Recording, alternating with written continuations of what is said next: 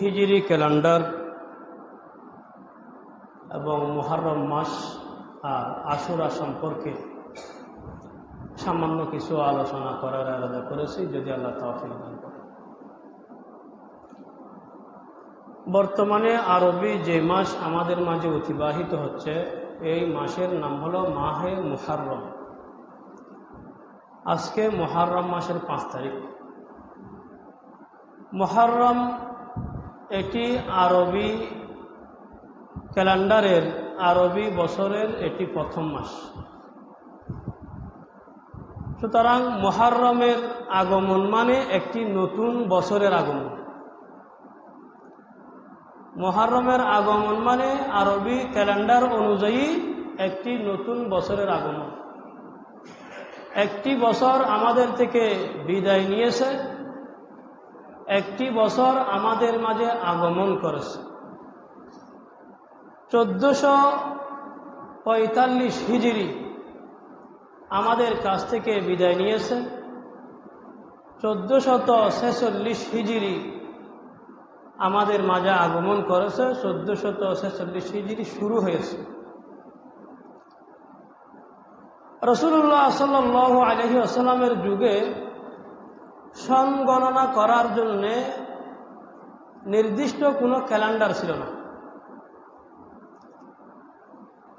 Calendar আবিষ্কার হয়েছে হযরত ওমর রাদিয়াল্লাহু তাআলা আনহু-এর জামানায়। তৎকালীন সময়ে যে সুপার পাওয়ার ছিল রোম এবং পারস্য, রোম এবং পারস্যের নিজস্ব ক্যালেন্ডার ছিল। মুসলমানদের সন গণনার জন্য নির্ধারিত কোনো ক্যালেন্ডার ছিল না, বরং বিভিন্ন ঘটনাকে কেন্দ্র করে সন গণনা করা হতো। অমুক ঘটনার এত বছর পর, অমুক ঘটনার এত বছর পর, যেমন হাতির বছরের এত বছর পর কাবা শরীফ ভাঙার জন্য আবরাহা হাতি নিয়ে আসছিল না, তো এটাকে বলা হতো হাতির বছরের এত বছর পর, এরকম বলা হতো। তো হযরত ওমর রাদিয়াল্লাহু তাআলা আনহু-এর শাসন আমলে 3য় বা 4র্থ বছর হযরত আবু মুসা আশআরী রাদিয়াল্লাহু তাআলা আনহু হযরত ওমর রাদিয়াল্লাহু তাআলা আনহু-এর কাছে চিঠি লিখলেন, আমিরুল মুমিনিন, আপনি যে সরকারি ফরমানগুলি জারি করেন, সন তারিখ আমাদের ক্যালেন্ডার না থাকার কারণে, সন তারিখ উল্লেখ না থাকার কারণে প্রশাসনিক কাজে আমাদের বিভিন্ন জটিলতার সম্মুখীন হতে হয়। সুতরাং আমাদের জন্য একটি নির্ধারিত ক্যালেন্ডার হলে ভালো হয়।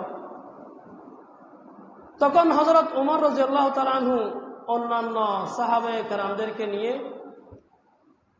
একটি পরামর্শ সভার আয়োজন করলেন। সেখানে হযরত ওমর রাদিয়াল্লাহু আনহু সবাইকে বলতেছেন, দেখেন, আমাদের একটা ক্যালেন্ডারের দরকার আছে। বিভিন্ন কাজকর্মের সুবিধার্থে, সন তারিখ সংরক্ষণের সুবিধার্থে আমাদের একটা ক্যালেন্ডারের দরকার আছে। এখন কি করা যায়? উপস্থিত সাহাবায়ে কেরামদের মধ্য থেকে কেউ কেউ বলতেছে, যেহেতু রোম এবং পারস্যের ক্যালেন্ডার আছে, রোমদেরও ক্যালেন্ডার আছে, পারস্যদেরও ক্যালেন্ডার আছে, তো আমরা চাইলে তাদের যে কোনো একটা ক্যালেন্ডার অনুসরণ করতে পারি। তাদের যে কোনো একটা ক্যালেন্ডারকে আমরা সন তারিখের জন্য ব্যবহার করতে পারি। কেউ কেউ বলেছেন, কিন্তু অধিকাংশ সাহাবায়ে কেরাম এটা অপছন্দ করেছেন। তারা বলছেন, না, আমরা রোম পারস্যের বিজাতিদের ক্যালেন্ডার কেন অনুসরণ আমরা করতে যাব, আমরা নিজেরাই আমার নিজেদের ক্যালেন্ডার ব্যবহার করব। তখন সকলের মতামত নিয়ে সিদ্ধান্ত হলো যে মুসলমানদের একটা নিজস্ব ক্যালেন্ডার হবে। এখন এই ক্যালেন্ডারটি কিসের ভিত্তিতে গণনা শুরু হবে, মানে কোন বছরকে প্রথম বছর ধরে ক্যালেন্ডারের গণনা শুরু করবে? তো এই বিষয়ে কেউ কেউ বলতেছে, রাসূলুল্লাহ সাল্লাল্লাহু আলাইহি ওয়াসাল্লাম যে বছর জন্মগ্রহণ করেছেন সেই বছরকে প্রথম বছর ধরে সংগণনা শুরু হবে। কেউ বলতেছে, নবীজি যে বছর নবুয়ত লাভ করেছেন নবুয়ত প্রাপ্তির বছরটাকে প্রথম বছর ধরে সনগণনা করা হবে। আর কেউ বলতেছে নবীজি যে বছর নিজের প্রাণপ্রিয় মাতৃভূমি মক্কাতুল মুকাররমা থেকে মক্কার কাফেরদের নির্মম নির্যাতন নিপীড়নের শিকার হয়ে নিজের মাতৃভূমি ত্যাগ করে মদিনা মুনওয়ারা চলে গেছেন, হিজরত করেছেন, সেই বছরকে প্রথম বছর ধরে সনগণনা শুরু হবে। আর কেউ বলতেছে নবীজি যে বছর দুনিয়া থেকে বিদায় নিয়ে গেছেন, এগুলি নবীজি দুনিয়া থেকে বিদায় নেওয়ার পরে 16 বছর পর।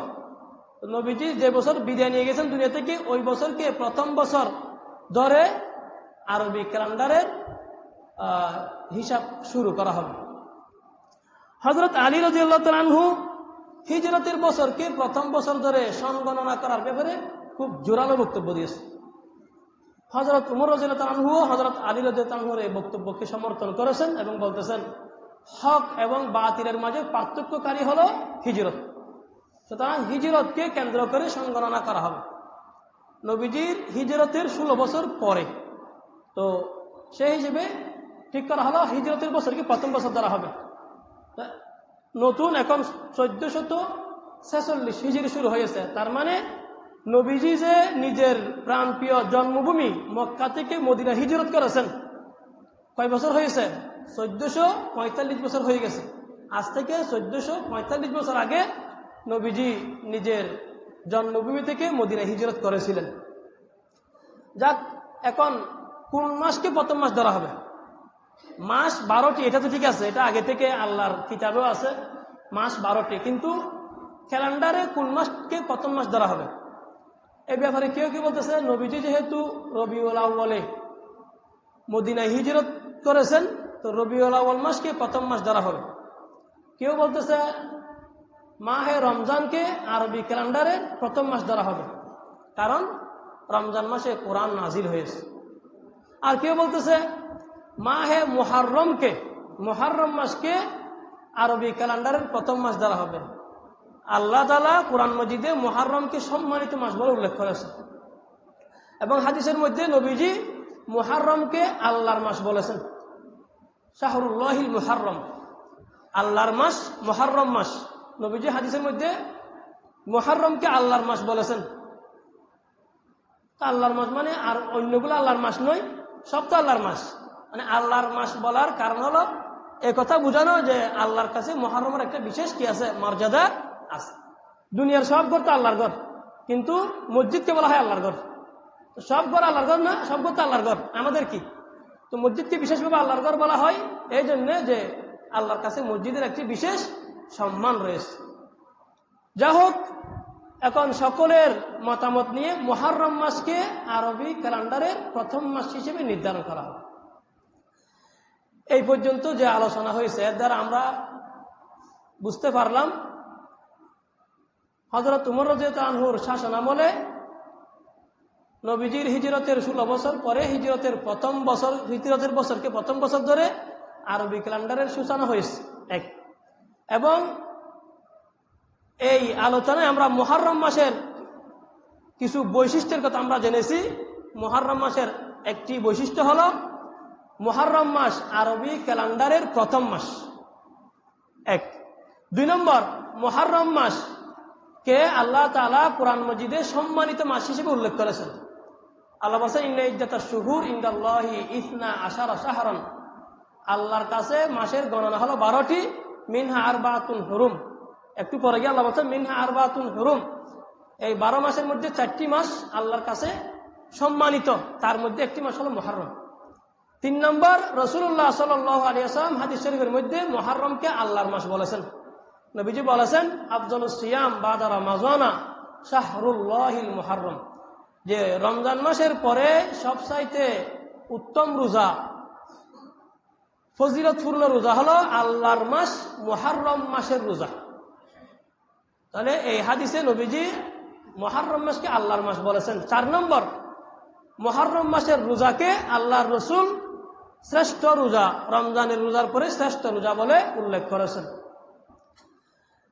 এজন্য এই মাহে মুহররমে আমাদেরকে বেশি বেশি ইবাদত বন্দেগীর প্রতি মনোযোগী হতে হবে, বেশি বেশি রোজা রাখার চেষ্টা করতে হবে, জিকির আজকার তিলাওয়াত, জিকির আজকার তিলাওয়াত এবং অন্যান্য নফল ইবাদত বেশি বেশি করার চেষ্টা করতে হবে। বিশেষ করে এই মাসে আমরা তওবা ইস্তেগফারের প্রতি বেশি মনোযোগ দেব, বেশি বেশি তওবা ইস্তেগফার করব। কারণ এক হাদিসের মধ্যে আছে, এক ব্যক্তি রাসূলুল্লাহ সাল্লাল্লাহু আলাইহি ওয়াসাল্লামের কাছে আরজ করতেছে, ইয়া রাসূলুল্লাহ, ফি আইয়ি শাহরিন তা'মুরুনি আন আসুমা বাদা শাহরি রমাদান। ইয়া রাসূলুল্লাহ, রমজান মাসের পরে যদি আমি অন্য মাসে রোজা রাখতে চাই, তাহলে আপনি আমাকে কোন মাসে রোজা রাখার হুকুম করেন? নবীজি বলতেছেন, ইন কুনতা সাইমান বাদা শাহরি রমাদান ফাসুমিল মুহররম। তুমি যদি রমজান মাসের পরে অন্য মাসে রোজা রাখতে চাও, তাহলে বিশেষভাবে তুমি আল্লাহর মাস মুহররম মাসে রোজা রাখো। ফাইন্নাহু শাহরুল্লাহ, মুহররম মাসে রোজা রাখো, কেননা মুহররম আল্লাহর মাস। এরপর বলতেছেন, ফিহি ইয়াউমুন, এই মাসে এমন একটি দিন আছে, তাবাল্লাহু ফিহি আলা কওমিন, যেই দিনে আল্লাহ তাআলা এক জাতির তওবা কবুল করেছেন। নবী বলতেছেন, মুহররম মাসে এমন একটি দিন আছে, যেই দিনে আল্লাহ তাআলা একটি জাতির তওবা কবুল করেছেন, ওয়া ইয়াতুবু ফিহি আলা কওমিন আখরিন, এবং ভবিষ্যতে আরো অন্যান্য অনেক জাতির অনেক মানুষের তওবা আল্লাহ কবুল করবেন। সুবহানাল্লাহ। তাহলে মুহররম মাসে যে আল্লাহ তাআলা তওবা কবুল করেছেন, এই তওবা কবুলের স্পেশাল বিশেষ ওই দিনটি এখনো আছে, কিয়ামত পর্যন্ত থাকবে। তো এই মাসটি এখন আমাদের মধ্যে চলমান। তো এই মাসের এই বিশেষ দিনটি কোন দিন, এটি নবীজি সরাসরি ধরে বলেননি। এজন্য পুরো মাস ব্যাপী আমরা বেশি বেশি তওবা ইস্তেগফার করব, বেশি বেশি ইস্তেগফার করব। দিনে 100 বার করে, কমপক্ষে 100 বার করে ইস্তেগফার করেন। অন্তর থেকে খাঁটি দিলে তো নিজের গুনাহ মাফের নিয়তে আল্লাহর কাছে আস্তাগফিরুল্লাহ আস্তাগফিরুল্লাহ আস্তাগফিরুল্লাহ, সংক্ষেপে যদি বলি আস্তাগফিরুল্লাহ, আমি আল্লাহর কাছে আমার গুনাহ মাফ চাই, আমি আল্লাহর কাছে আমি আমার অপরাধ ক্ষমা চাচ্ছি, আমি যে দুষ্ত্রুটি করে ফেলেছি, অনেক ভুল ভ্রান্তি আমার হয়ে গেছে, আমি সেগুলি থেকে আল্লাহর কাছে মাফ চাচ্ছি। এই কথা আমি আল্লাহকে দিনে কমপক্ষে 100 বার বলবো, আস্তাগফিরুল্লাহ আস্তাগফিরুল্লাহ আস্তাগফিরুল্লাহ। তবে মুহাদ্দিসিনে কেরাম বলতেছেন, যদিও নবীজি এই দিনটির কথা সরাসরি উল্লেখ করেননি, তবে খুব বেশি সম্ভাবনা হলো এই দিনটি কোন দিন? এই দিনটি আশুরার দিন। কোন দিন? আশুরার দিন। তাহলে আমরা একটু আশুরা সম্পর্কে আলোচনা করি। আশুরার দিন কোন দিনকে বলা হয়? মুহররম মাসের 10 তারিখকে আশুরা বলা হয়। মুহররম মাসের 10 তারিখকে আশুরার দিন বলা হয়। এই দিনটি একটি অত্যন্ত সম্মানিত এবং মর্যাদাপূর্ণ একটি দিন। আম্মা জান আয়েশা রাদিয়াল্লাহু তাআলা আনহা বলেন যে মক্কার কুরাইশরাও এই দিনকে খুব সম্মানিত দিন মনে করত। এই দিনে তারা রোজা রাখত, এই দিনে তারা কাবার যে গিলাফ আছে না উপরে, এই গিলাফ পরিবর্তন করত। এবং রাসূলুল্লাহ সাল্লাল্লাহু আলাইহি ওয়াসাল্লাম মক্কা থাকাকালীন, মদিনা হিজরত করার আগে মক্কা থাকাকালীন সময়ে রাসূলুল্লাহ সাল্লাল্লাহু আলাইহি ওয়াসাল্লামও এই দিনে রোজা রাখতেন। নবী যখন মক্কা থেকে মদিনা হিজরত করেছেন, তো কদিমাল আন্না রাসূলুল্লাহ সাল্লাল্লাহু আলাইহি ওয়াসাল্লাম কদিমাল মদিনা, নবীজি মদিনা হিজরত করেছেন। ফাওয়াজাদাল ইয়াহুদ সিয়ামান ইয়াউমা আশুরা, নবীজি মদিনা হিজরত করার পরে দেখতেছে মদিনার ইহুদিরা এই আশুরার দিনে রোজা রাখে। ফাকালা রাসূলুল্লাহ সাল্লাল্লাহু আলাইহি ওয়াসাল্লাম মা হাযাল ইয়াউম আল্লাযী তাসুমুনা, তোমরা যে এই দিনে রোজা রাখতেছো, এটি কোন দিন, কি কারণে এই দিন রোজা রাখো? মুহররমের 10 তারিখ আশুরার দিনে তোমরা যে রোজা রাখতেছো, তার কারণটা কি? নবীজি বলতেছে কাদেরকে? ইহুদিদেরকে। তো ইহুদিরা বলতেছে ফাকালু হাযা ইয়াউমুন আযীম, তারা বলতেছে এটি অনেক বড় দিন, আশুরার দিন এটি অনেক বড় দিন। কেন? ফিহি আনজাল্লাহু মূসা ওয়া কওমাহু ওয়া গররাকা ফিরআউনা ওয়া কওমাহু, কারণ এই দিন আল্লাহ তাআলা হযরত মূসা আলাইহিস সালামকে তার এই গোষ্ঠীর, তার সম্প্রদায় সহ আল্লাহ তাআলা মুক্তি দান করেছেন। কিসের থেকে মুক্তি দিয়েছেন? ফেরাউনের নির্যাতন থেকে মুক্তি দিয়েছেন। আমরা অনেক সময় শুনেছি যে ফেরাউন হযরত মূসা আলাইহিস সালামের জাতিকে যুগ যুগ ধরে নির্মম ভাবে নির্যাতন নিপীড়ন করেছে, বছরের পর বছর। যেরকম এখন এই ইহুদিরা ফিলিস্তিনকে বছরের পর বছর নির্যাতন করে আসতেছে, এরকম ফেরাউন মূসা আলাইহিস সালামের এই গোষ্ঠীকে যুগ যুগ ধরে নির্যাতন নিপীড়ন করেছিল। তাদের হাজার হাজার হাজার হাজার শিশুকে জবে করে করে হত্যা করেছে, তাদেরকে গোলামবাদী বানিয়ে রেখেছে। আল্লাহ সুবহানাহু ওয়া তাআলা একদিন হযরত মূসা আলাইহিস সালামকে হুকুম দিলেন যে তুমি তোমার সম্প্রদায়কে নিয়ে রাতের অন্ধকারে এখান থেকে কি যাও, চলে যাও। তো ওনারা যখন রাতে রওনা দিলেন, ঘটনাক্রমে পথ ভুলে গেলেন। ভুল পথে গিয়ে দেখা গেল ওনারা বাহারে কুলজুম, লোহিত সাগরের সামনে, নীল দরিয়া নয়, এটা লোহিত সাগরের সামনে চলে এসেছে। এখন কি করবে? সামনে সাগর, পিছনে আর যাবার পথ নাই। পিছনে দেখা যাচ্ছে ফেরাউনের লস্কর এসে গেছে। এখন সবাই বলছে ইন্নাল আমুদরাকুন, মূসা তুমি কি করলা? আমাদেরকে তো তুমি মুক্তি দিতে গিয়ে তো এখন আমাদেরকে আরো কষ্টের মধ্যে ফেলে দিলা। সামনে যেতে পারতেছি না, সাগরে পরে মরে যাওয়া ছাড়া কোনো পথ নাই। আর পিছনে গেলে তো এখন আমাদেরকে আগে যে নির্যাতন করতো এর থেকে আরো শতগুণ বেশি কি করবে? নির্যাতন করবে। এখন আমরা কোথায় যাবো? আমরা ধরা খেয়ে গেলাম। মূসা আলাইহিস সালাম বলছেন কাল্লা ইন্না মাইয়া রব্বি সায়াহদিন। তো পয়গম্বর আল্লাহর উপর পূর্ণ আস্থা বিশ্বাস নিয়ে তিনি বলতেছেন অসম্ভব, এটা কখনো হতে পারে না। ইন্না মাইয়া রব্বি, নিশ্চয় আমার সাথে আমার রব আছেন, সায়াহদিন, তিনি আমাকে পথ দেখাবেন। যদিও আমরা দেখতেছি এখানে সামনে সাগর, পিছনে ফেরাউনের লস্কর, আমাদের কোনো বাঁচার কোনো পথ নাই, কিন্তু আমি বিশ্বাস করি যে আমার আল্লাহ এখানে আমার জন্য কি করবেন? রাস্তা অবশ্যই অবশ্যই বের করবেন। সুবহানাল্লাহ। তখন আল্লাহ বলেন ফাদরিব বিআসাকাল বাহার, ও মূসা তোমার হাতে যে লাঠি আছে, লাঠি দিয়ে তুমি সাগরে আঘাত করো। আঘাত করলেন, সাথে সাথে আল্লাহ তাআলা সাগরের মাঝখানে রাস্তা করে দিলেন। একটা দুইটা নয়, 12টা রাস্তা। সুবহানাল্লাহ। এখানে আমাদের ঈমানের সবক আছে। আমরা বান্দা, দুর্বল, কমজোর, আমরা বিপদে আপদে পরে হা হুতাশ করি, পাগল হয়ে যাই। অনেক সময় ঈমান দুর্বল হয়ে যায় আমাদের। না, আমাদেরকে এই কথা মনে প্রাণে বিশ্বাস করতে হবে, যেখানে আমি বান্দা কোনো পথ দেখতেছি না, কোনো রাস্তা দেখতেছি না, সেখানে আমার জন্য রাস্তা বের করতে পারেন কে? আল্লাহ সুবহানাহু ওয়া তাআলা। কোনো সন্দেহ নাই, নিজের ঈমানকে পাকাপোক্ত রাখতে হবে। আমার যে কোনো বিপদে আপদে, আমাকে যে কোনো সমস্যায় আমার জন্য সমাধানের রাস্তা বের করবেন তিনি আমার আল্লাহ সুবহানাহু ওয়া তাআলা। হযরত মূসা আলাইহিস সালামের বাড়ির পরে আল্লাহ তাআলা রাস্তা করে দিলেন, সবাই পার হয়ে গেল। ফেরাউনও তার দলবল নিয়ে সাগরে নামল। এখন নামার পরে যখন মাঝখানে গেল, আল্লাহ তাআলা উভয় দিক থেকে পানি মিশিয়ে তাদেরকে এখানে তাদের কবর বানিয়ে দিলেন, তাদের মওত হয়ে গেল সব। তো আল্লাহ তাআলা হযরত মূসা আলাইহিস সালামকে মুক্তি দিলেন, ফেরাউনকে এবং তার দলবল সবাইকে আল্লাহ তাআলা পানির মধ্যে ডুবিয়ে মারলেন। তো এই জন্য ফাসামাহু মূসা শুকরা, এই দিনের এই যে মুক্তির কারণে হযরত মূসা আলাইহিস সালাম শুকরিয়া স্বরূপ রোজা রাখতেন। ফানাহনু নাসুমু। তো ইহুদিরা বলতেছে, এই জন্য ইহুদিরা তো দাবি করে তারা কার অনুসারী? মূসা আলাইহিস সালামের অনুসারী।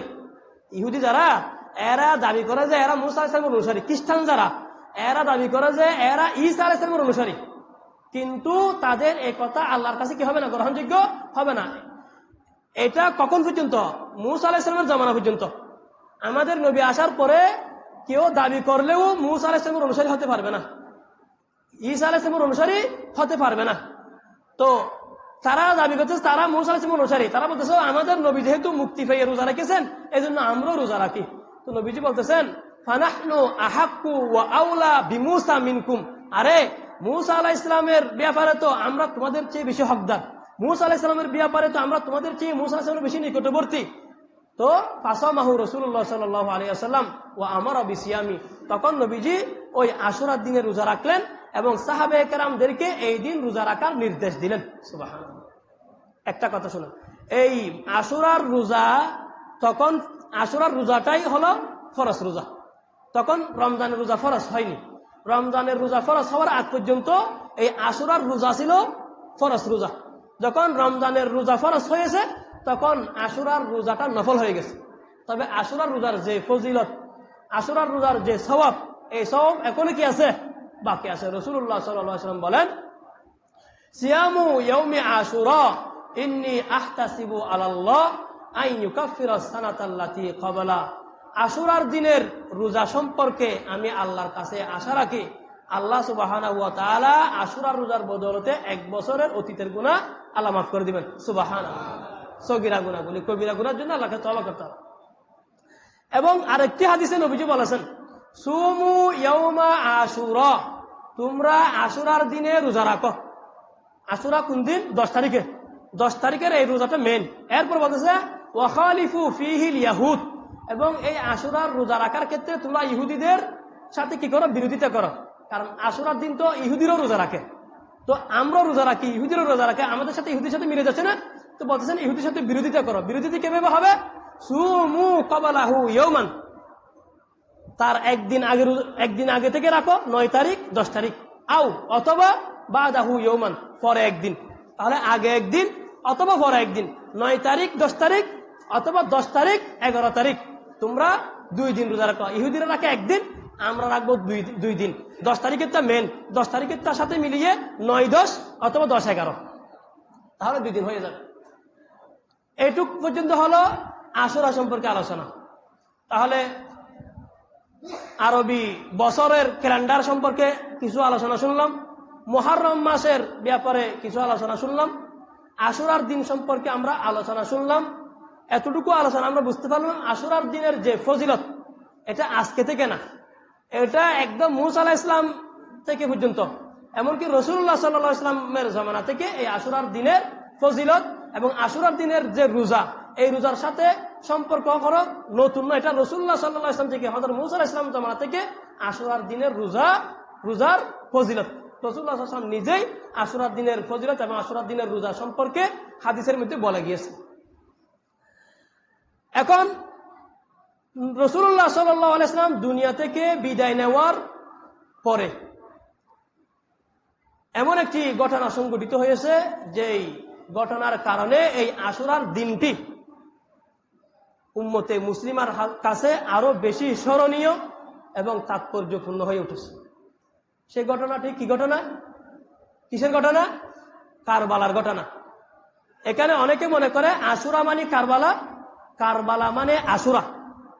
আশুরা তো আসলে অনেক আগে থেকে আছে। কারবালার ঘটনা পরে একই দিনে কারবালার এই দুঃখজনক ঘটনাটি সংঘটিত হয়েছে। কবে? রাসূলুল্লাহ সাল্লাল্লাহু আলাইহি ওয়াসাল্লাম দুনিয়া থেকে বিদায় নেওয়ার 50 বছর পরে, 61 হিজরিতে। নবীজি দুনিয়া থেকে যাওয়ার কয় বছর পরে?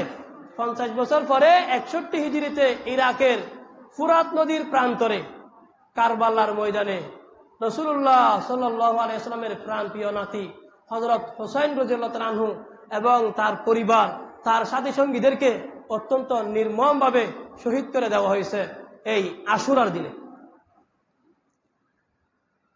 যারা হযরত হুসাইন রাদিয়াল্লাহু তাআলা আনহুর সাথে এরকম গাদ্দারি যারা করেছে, হযরত হুসাইন রাদিয়াল্লাহু তাআলা আনহুকে যারা এভাবে নির্মমভাবে নির্যাতন করেছে, কষ্ট দিয়েছে, আল্লাহ তাআলাও তাদেরকে দুনিয়াতে সেরকম দৃষ্টান্তমূলকভাবে তাদেরকে আল্লাহ তাআলা মৃত্যু দিয়েছে।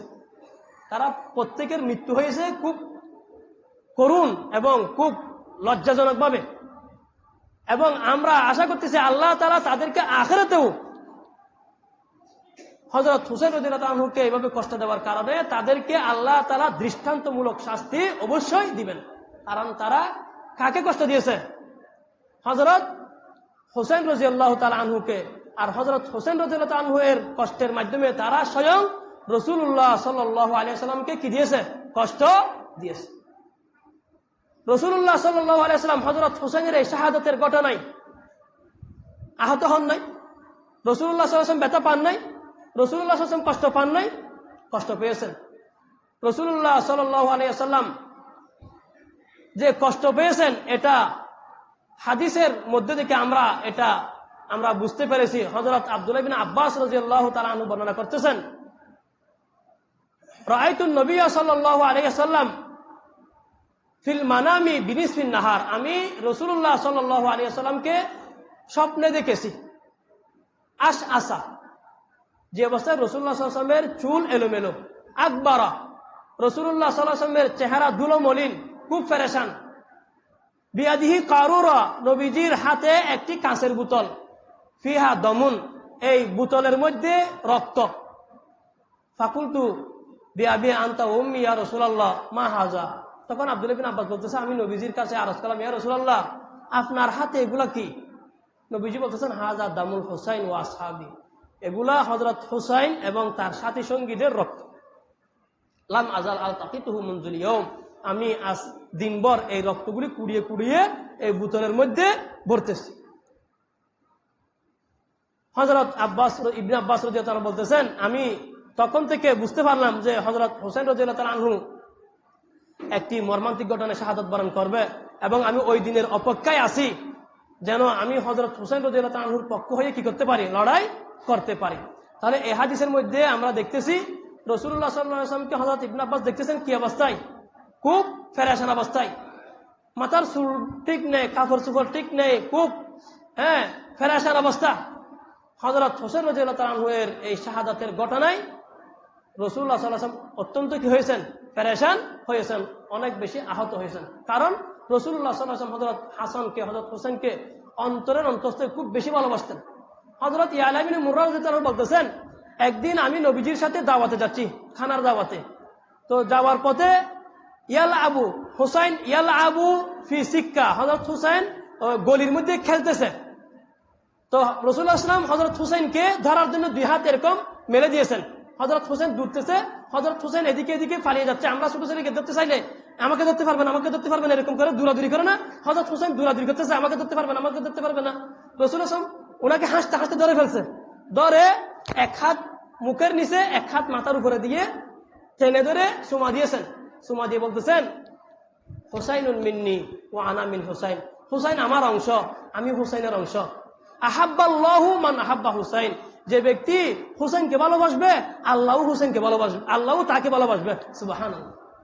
নবী বলতেছেন, যে হুসাইনকে ভালোবাসবে আল্লাহও তাকে ভালোবাসবে। আমরা হুসাইনকে ভালোবাসি না, ভালোবাসি না। আমরা যে আল্লাহর ভালোবাসা চাই, তা আমাদের অন্তরে কার ভালোবাসা থাকতে হবে? হযরত হুসাইনের ভালোবাসা থাকতে হবে। আর যার অন্তরে হুসাইনের ভালোবাসা থাকবে, সে হুসাইনের এই মর্মান্তিক শাহাদাতের ঘটনায় খুশি হবে না বেজার হবে? বেজার হবে। হুসাইন রাদিয়াল্লাহু আনহুকে যারা এই মর্মান্তিক ভাবে শহীদ করে দিয়েছে, তাদের পক্ষে থাকবে না বিপক্ষে থাকবে? বিপক্ষে থাকতে হবে। কারণ হযরত হুসাইনকে যে ভালোবাসবে, সে কখনো হযরত হুসাইনকে যারা শহীদ করে দিয়েছে তাদের পক্ষ অবলম্বন করতে পারে না। হযরত উসামা ইবনে যায়েদ রাদিয়াল্লাহু তাআলা আনহু বলতেছে, আমি একদিন রাসূলুল্লাহ সাল্লাল্লাহু আলাইহি ওয়াসাল্লামের কাছে গেলাম একটি দরকারে। তো রাসূলুল্লাহ সাল্লাল্লাহু আলাইহি ওয়াসাল্লামের সাথে কথাবার্তা শেষ করার পরে আমি খেয়াল করলাম নবীজির চাদরের ভিতরে কি যেন দেখা যাচ্ছে। তো আমি বললাম, ইয়া রাসূলুল্লাহ, আপনার চাদরের ভিতরে কি? নবীজি তখন চাদর এভাবে খুলে দিলেন। তো চাদর যখন খুলে দিলেন, দেখলাম এক খুলে হযরত হাসান আর এক খুলে হযরত হুসাইন। সুবহানাল্লাহ। দুজনকে খুলে নিয়ে উপরে চাদর ঝাঁপিয়ে আসলেন হযরত উসামা ইবনে যায়েদের সাথে কথা বলার জন্য। তো যখন খুলে দিলেন, দেখলেন এখানে এক কুলে হাসান, এক কুলে হুসাইন। তখন বলতেছেন, হাজান ইবনাই ওই বিনাই বিনাতি, এরা আমার মেয়ের ঘরের নাতি। এ কথা বলে আল্লাহর কাছে দোয়া করছে, আল্লাহুম্মা, ও আল্লাহ, ইন্নী উহিব্বুহুমা, আমি এই হাসান এবং হুসাইনকে আমি ভালোবাসি। ফাহিব্বাহুমা, আল্লাহ আমি ভালোবাসি, আপনার কাছে দরখাস্ত করতেছি আপনিও ভালোবাসুন। আমি ভালোবাসি হাসান হুসাইনকে, আপনিও ভালোবাসুন। এতটুকু তো শেষ না, আবার বলতেছে ওয়াহিব্বা মান ইউহিব্বুহুমা, ও আল্লাহ, যারা হাসান এবং হুসাইনকে ভালোবাসবে আপনি তাদেরকে ভালোবাসুন, আপনি তাদেরকে ভালোবাসুন। তাহলে আমাদের অন্তরে কার ভালোবাসা থাকতে হবে? হযরত হাসান হুসাইনের, নাকি হাসান হুসাইনকে যারা হযরত হুসাইনকে যারা শহীদ করে দিয়েছে তাদের ভালোবাসা? হযরত হুসাইনের ভালোবাসা, হযরত হাসানের ভালোবাসা আমাদের অন্তরে লালন করতে হবে। হযরত হুযায়ফা রাদিয়াল্লাহু তাআলা আনহু বলতেছেন, আমি একদিন মাগরিবের পরে নবীজির কাছে গেলাম। তো নবীজি আমাকে বলতেছেন, ইন্না হাযা মালাকুন, আমার কাছে একজন ফেরেশতা এসেছে।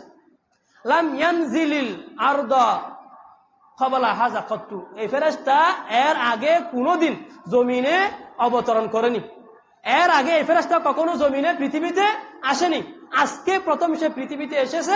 ইস্তাজানা রাব্বাহু, সে আল্লাহর কাছে অনুমতি চেয়েছে, আল্লাহর কাছ থেকে অনুমতি নিয়ে আজকে প্রথম পৃথিবীতে এসেছে শুধু দুইটি কারণে। এক নম্বর আইয়ুসাল্লিমা আলাইয়া, এক নম্বর তার উদ্দেশ্য হলো সে এসে আমি নবীকে একটা সালাম দিবে, সুবহানাল্লাহ, এক নম্বর উদ্দেশ্য। দুই নম্বর উদ্দেশ্য ওয়াইবাশশিরানি বিআন্না ফাতিমা সাইয়্যিদাতু নিসাই আহলিল জান্নাহ ওয়াল হাসান ওয়াল হুসাইন সাইয়্যিদা শাবাবি আহলিল জান্নাহ, এবং আমাকে এই সুসংবাদ দিবে যে হযরত ফাতেমা রাদিয়াল্লাহু তাআলা আনহা জান্নাতের মহিলাদের সরদারনি, আর হযরত হাসান এবং হুসাইন রাদিয়াল্লাহু তাআলা আনহুমা তারা উভয়ে জান্নাতের যুবকদের সরদার, সুবহানাল্লাহ। এজন্য হযরত হুসাইনকে যারা এই আশুরার দিনে মুহররমের 10 তারিখে কারবালার প্রান্তরে নির্মমভাবে যারা শহীদ করে দিয়েছে, আমরা তাদেরকে অন্তরের অন্তঃস্থল থেকে ঘৃণা করি। কি করি? অন্তর থেকে আমরা ঘৃণা করি, এবং আমরা আল্লাহর কাছে তাদের উপযুক্ত শাস্তির কামনা করি। তাদের সাথে আমাদের কোনো ভালোবাসা নেই। আমাদের কিছু ভাইয়েরা আমাদের নামে বদনাম করে, তারা বদনাম করুক, তাদের বিচার আল্লাহর কাছে দিলাম। তারা বলে আমরা হযরত হুসাইনের কে যারা শহীদ করেছে আমরা তাদেরকে ভালোবাসি। এগুলো আজকে মিথ্যা অপবাদ। যারা মিথ্যা অপবাদ দেয় তাদের শাস্তি আল্লাহ তাআলার কাছে আমরা কি করতেছি? কামনা করতেছি। আমরা রাসূলুল্লাহ সাল্লাল্লাহু আলাইহি ওয়াসাল্লামকে যেমন আমাদের অন্তরের অন্তঃস্থল থেকে ভালোবাসি, আমরা রাসূলুল্লাহ সাল্লাল্লাহু আলাইহি ওয়াসাল্লামের আহলে বাইত, রাসূলুল্লাহ সাল্লাল্লাহু আলাইহি ওয়াসাল্লামের নাতিদেরকে আমরা অন্তরের অন্তঃস্থল থেকে আমরা ভালোবাসি। আমরা হযরত হুসাইনকে যারা শহীদ করেছে, হযরত হুসাইনকে যারা কষ্ট দিয়েছে, হযরত হুসাইনকে কষ্ট দেওয়ার মাধ্যমে যারা পেয়ারা নবী সাল্লাল্লাহু আলাইহি ওয়াসাল্লামকে কষ্ট দিয়েছে, আমরা তাদেরকে অন্তরের অন্তঃস্থল থেকে কি করি? ঘৃণা করি। আমরা এই আশুরাকে কেন্দ্র করে আমরা যেগুলো বলি সেগুলো হলো আশুরার দিনকে কেন্দ্র করে যে সমস্ত আমাদের ভাইয়েরা অতিরঞ্জন করে, বেদাত করে, বাড়াবাড়ি করে, আমরা এগুলোর বিরোধিতা করি। এই আশুরার দিনে কেউ অত্তর দানার ভাত আর মেজি অত্তর দানার ভাত, তা আমরা বলি এগুলোর সাথে শরীয়তের কোনো সম্পর্ক নেই। আশুরার দিনে অনেকে বিশেষভাবে পানি পান করানোর কি করে? আমল করে। পানি যে কোনো সময় পান করান, কোনো সমস্যা নাই, কিন্তু এটাকে যদি আশুরার দিনের বিশেষ আমল মনে করেন তাহলে আমরা বলি এটা বেদাত। আশুরার মুহররম মাসে বিয়ে সাজি, যেহেতু হুসাইনের কি হয়েছে এই শাহাদাতের ঘটনা ঘটেছে, এই জন্য মুহররম মাসে বিয়ে সাজিকে অনেকে কি বলে? খারাপ মনে করে। এগুলি হচ্ছে নিজেদের মন গড়া। আমরা বলি এগুলো বিদাত। কারণ তো এমন কোন মাস খুঁজে পাবেন, এমন কোন দিন খুঁজে পাবেন যে দিনে যেই মাসে কোনো না কোনো সাহাবীর শহীদ শাহাদাতের ঘটনা হয়নি। হযরত আলী শাহ শহীদ হন নাই, হযরত উমর শহীদ হন নাই, হযরত উসমান শহীদ হন নাই, রাসূলুল্লাহ সাল্লাল্লাহু আলাইহি ওয়াসাল্লামের শত শত হাজার হাজার সাহাবী শহীদ হন নাই। তাহলে তো আপনি একদিনে বিয়ে করতে পারবেন না। এগুলো সব আমাদের মিথ্যা মন গড়া বানানোর কথা, আমরা এগুলো বিরোধিতা করি। মুহররম মাসে বিয়ে হওয়ার মধ্যে কোনো ধরনের বাধা শরীয়তের মধ্যে নাই। এবং এই আশুরার 10 তারিখের এই ঘটনা, কারবালার ঘটনার সাথে যেহেতু হযরত মুআবিয়া রাদিয়াল্লাহু আনহু এর ছেলে ইয়াজিদ জড়িত ছিল, ইয়াজিদের কারণে অনেকে হযরত মুআবিয়া রাদিয়াল্লাহু আনহুর সমালোচনা করে। আমরা এটার বিরোধিতা করি। হযরত মুআবিয়া রাদিয়াল্লাহু আনহু আল্লাহ রাসূলের একজন জলিলুল কদর সাহাবী, আল্লাহ রাসূলের সাহাবী, তিনি কাতিব ওহী ছিলেন, ওহীর লেখক ছিলেন। উনার নামে সমালোচনা এটা আমরা বরদাস্ত করি না। আমরা বলি আহলে সুন্নাত ওয়াল জামাতের আকীদা হলো কোন সাহাবীর সমালোচনা করা যাবে না। একজন সাহাবীর সমালোচনা করা যদি চর্চা হয়ে যায়, সমস্ত সাহাবীর সমালোচনার দরজা খুলে যাবে। যে দরজা আঘাত করে তার উদ্দেশ্য কি? ঘরের ভিতর প্রবেশ করা। একজন সাহাবীর সমালোচনা করা যদি আমাদের মধ্যে চর্চা শুরু হয়, তাহলে সমস্ত সাহাবীর কি হবে? সমালোচনার চর্চা শুরু হবে। আল্লাহ রাসূল সাহাবে কেরামের সমালোচনা করতে কঠোরভাবে নিষেধ করেছেন হাদিসের মধ্যে। এবং আশুরার দিনে দেখবেন, আপনারা যদি এই মুহররমের 10 তারিখ নিউ মার্কেটের দিকে যান, বিশাল তাজিয়া মিছিল বের হবে, সুখ প্রকাশ করে, মাতম করে, মুরসিয়া করে, এরকম ছুরি নিয়ে, শিয়ারা বিশেষ করে শিয়ারা ছুরি নিয়ে কি করে? শরীর রক্তাক্ত করে, কাপড় ছিঁড়ে ফেলে, বিভিন্ন ধরনের শরীয়ত বহির্ভূত কাজ করে। আমরা এগুলোর বিরোধিতা করি। রাসূলুল্লাহ সাল্লাল্লাহু আলাইহি ওয়াসাল্লাম সুখ প্রকাশ করতে গিয়ে মুখে আঘাত করা, বুকে আঘাত করা, কাপড় ছিঁড়ে ফেলা, শরীরে রক্তাক্ত করা, এসব কিছু থেকে আমাদেরকে কঠোরভাবে নিষেধ করেছে। আমরা এগুলোর বিরোধিতা করি। আমরা হোসেনকে ভালোবাসি, হযরত হাসানকে ভালোবাসি, রাসূলুল্লাহ সাল্লাল্লাহু আলাইহি ওয়াসাল্লামকে ভালোবাসি, রাসূলুল্লাহ সাল্লাল্লাহু আলাইহি ওয়াসাল্লামের আহলে বাইতকে, পরিবার পরিজনকে আমরা অন্তরের অন্তঃস্থল থেকে ভালোবাসি। যারা হোসেন রাদিয়াল্লাহু আনহুকে কষ্ট দিয়েছে, যারা নবীজিকে কষ্ট দিয়েছে, আমরা তাদেরকে অন্তরের অন্তঃস্থল থেকে ঘৃণা করি এবং তাদের উপযুক্ত শাস্তি আমরা আল্লাহর কাছে কামনা করতেছি। আল্লাহ তাআলা আমাদের সবাইকে বুঝার আমল করার তৌফিক দান করুন। ওয়া আখিরু দাওয়ানা আলহামদুলিল্লাহি রাব্বিল আলামিন। যারা সুন্নাত পড়েন সুন্নাত পড়েন।